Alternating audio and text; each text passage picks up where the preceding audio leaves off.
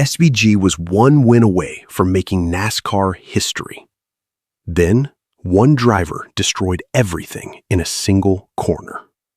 Shane Van Gisbergen walked out of the care center at Naval Base Coronado and refused to say the other driver's name. Not once. Reporters crowded around him with microphones and notebooks, and SVG just looked past them and said 3 words. "Ask the next guys."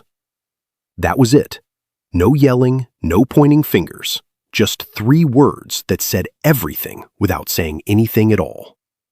When a driver who wins road courses the way most people breathe air walks away from a crash without even giving you the name of the man who ruined his day, you know something bigger is going on. The record he was chasing, the points he burned, the teammate he watched slam into a concrete wall, and a rivalry that is not over, not even close. Stay right here, because what happened at San Diego goes a lot deeper than just a crash on lap 32. Before we get into all of it, if you are new here, hit that subscribe button right now. We cover every angle of NASCAR that the mainstream coverage skips over. The tensions in the garage, the point swings that flip the whole playoff picture, the moments that drivers remember long after the confetti drops. You do not want to miss what is coming over the next few weeks. Now, let's get into it. To understand why Sunday at Naval Base Coronado hit SVG as hard as it did, you have to understand what was sitting right in front of him when he rolled onto the grid. Shane Van Gisbergen had won 6 of the last 7 road course races in the NASCAR Cup Series. 6 out of 7. On any given road course, when SVG shows up, the smart money is on the number 97 Red Bull Chevrolet crossing the line first. That is just the reality of where he stands right now as a road course specialist in this series. One more win would have tied Jeff Gordon's all-time record for road course victories in the Cup Series. Jeff Gordon, one of the greatest drivers in the history of this sport. SVG was one clean Sunday away from putting his name next to Gordon's in the record books. The Anderall 250, the very first NASCAR Cup Series race ever held at Naval Base Coronado in San Diego, was supposed to be the day it happened. SVG started from pole position. His Red Bull Chevrolet was dialed in. He even gave up his Stage 1 points deliberately to make sure his car setup was perfectly optimized for the race win, rather than the early points. He was not there to collect small gains. He was there to make history. Remember that detail about the stage points, because when we get to the standings at the end of this story, that decision is going to sting even more than you think right now. SVG was not the only Trackhouse Red Bull driver having a big day. His teammate Connor Zilisch, driving the number 88, was writing his own story on Sunday. On lap 23, Zilisch took the lead of the race. That was a milestone moment for the young driver. The first laps he had ever led in the NASCAR Cup Series. 8 laps out front. He was not just hanging on either. He looked legitimate. He looked like a driver who belonged there, and he was on track for what would have been his first ever top 10 finish in Cup. 2 Trackhouse Red Bull cars, both fast, both in position. It was shaping up to be exactly the kind of day the team had built toward. And then came lap 32. Brent Cruz, who was filling in for the injured Christopher Bell in the number 20 car, had a gearbox issue that brought out a caution. The field lined up for a restart. Austin Hill in the number 33 for Richard Childress Racing was on the front row next to Zilisch. SVG lined up directly behind Hill in third. As they came through turn 1 off the restart, Hill carried too much speed into the corner. He went deeper than he had been all day, missed the apex completely, and started sliding wide up the track.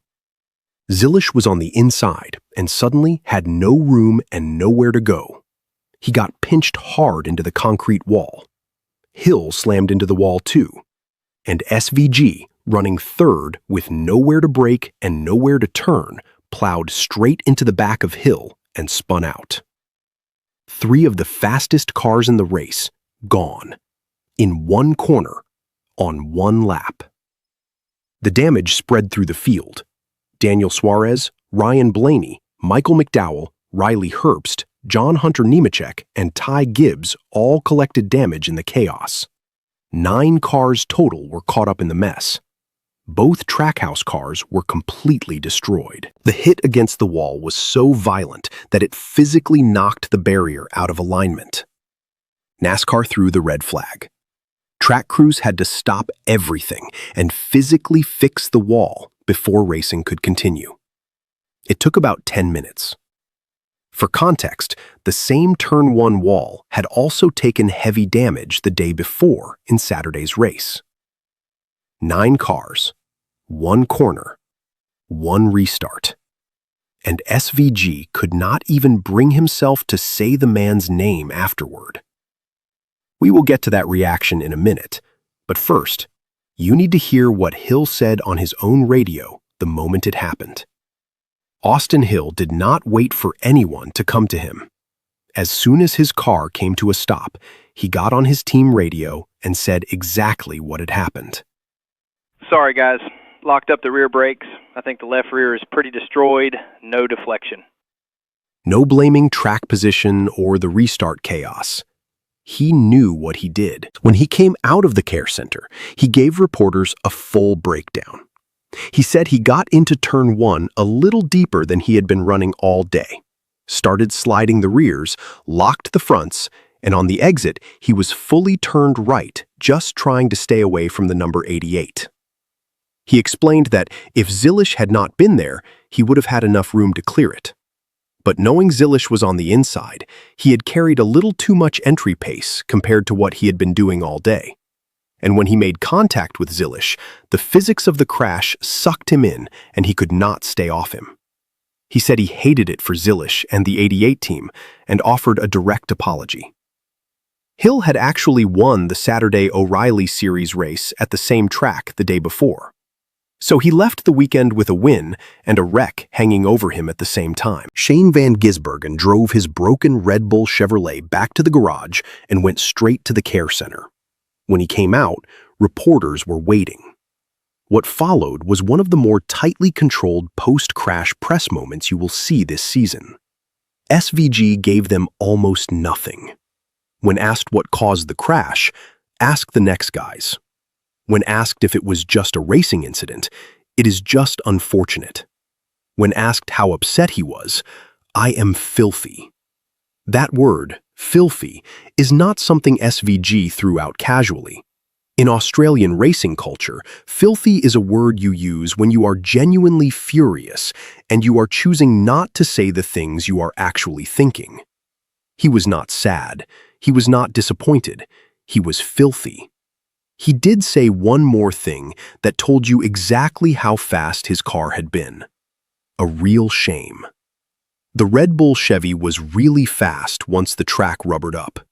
A real shame. That was it. He would not say Hill's name, not in any of his answers. The fact that a driver who normally carries himself with the composure of someone who has won championships across multiple continents walked away from those cameras, refusing to even name the man who ended his day, tells you everything about how deep this one cut. Now, here is where it gets really interesting, because Zilisch was a lot more willing to talk, and the word he chose to describe what happened is going to stay with you. Connor Zilisch is young. He is still in the early stage of his Cup Series career, but what he said in front of cameras after the crash was not the language of a rookie trying to stay out of trouble. He said Hill had been pretty far from the wall and did not give him any space. And then, when asked how he would characterize the move, Zilisch said, "I would not call it aggressive. I would call it a little more egregious than that." Egregious. That is the word he chose. Egregious means shockingly bad, outrageously out of line. It is not a word you slip into by accident when someone puts a microphone in front of you after a crash. Zilisch knew exactly what he was saying. He looked at the reporters, thought about it, and chose that word on purpose. He added that he had felt like he was giving Hill space, and then suddenly he was in the wall. and he acknowledged what the concrete did to his car. He said it was a big hit, and he was thankful for how far the safety of these cars has come as an industry. But then came the line that hit hardest. When you have a chance to go and win a race, and you are in a prime spot, and you get put in a position like that, it is extremely tough. He was right there. First time ever leading laps in Cup. A real shot at a top 10 or better. Gone.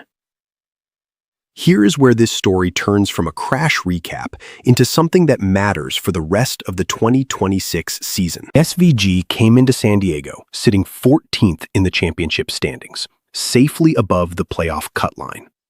He had given up his Stage 1 points to chase the win. That is a calculated risk that makes sense when you have the fastest car and you are hunting a historic record. But when the crash came on lap 32 and he finished 38th with one single championship point, the math turned brutal. He dropped from 14th all the way to 17th. That is 5 points below the cut line. In one afternoon, SVG went from a comfortable position above the bubble to sitting on the wrong side of it with the clock ticking. This was also his 6th DNF of the 2026 season. 6 times he has started a race and not seen the checkered flag. That is a brutal run for a driver who clearly has the pace to compete for wins. Zilisch walked away with his 6th DNF of the year as well. No points. Nothing to show for what looked like a genuinely strong afternoon. But here is the thing. The next race is at Sonoma. And if you know anything about SVG on a road course, you know that Sonoma is exactly where he would want to go to answer all of this. The catch, though, is bigger than most people have noticed yet. Stay with me. Sonoma Raceway is a road course. SVG has won there.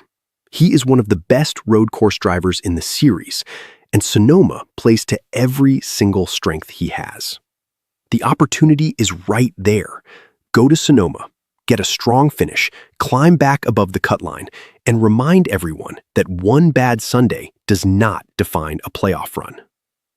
But because of his 38th place finish in San Diego, SVG will be placed in Group 1 for qualifying at Sonoma. Group 1 qualifying is the harder draw. It means he will have less flexibility in where he starts, which makes it harder to put himself in position for the front of the field early. SVG said it himself. Luckily, we have got a good next week, but unfortunately, we will be in Group 1 qualifying again, which makes it tougher. Just gotta go and execute. That last sentence, just gotta go and execute, is the SVG version of a war cry. It is quiet, it is controlled, and it means he is already done talking about San Diego and already thinking about what he is going to do about it. The cars are wrecked. The points are lost. The record is going to have to wait for another road course, another Sunday, another chance. But the thing that lingers from Naval Base Coronado is not the damage to the number 97 or the number 88. It is the damage to what was an otherwise professional and respectful set of relationships in the garage. SVG refused to say Hill's name. That is not a small thing. That is a driver drawing a line. Zilisch used the word egregious on camera. That is a young driver making a statement about how he expects to be treated on a restart. Hill apologized fully and owned every inch of the mistake. He even explained the mechanics of what went wrong, with enough technical detail to show he genuinely understood what he had done. But an apology does not rebuild a wrecked car, or give back the points that burned in Turn 1. Now, all 3 of these drivers are heading to Sonoma. And every single person in every garage stall at that track is going to be watching the first time the 97, the 88, and the 33 line up anywhere near each other on a restart. The crash is over. The conversation that starts at Sonoma is just beginning.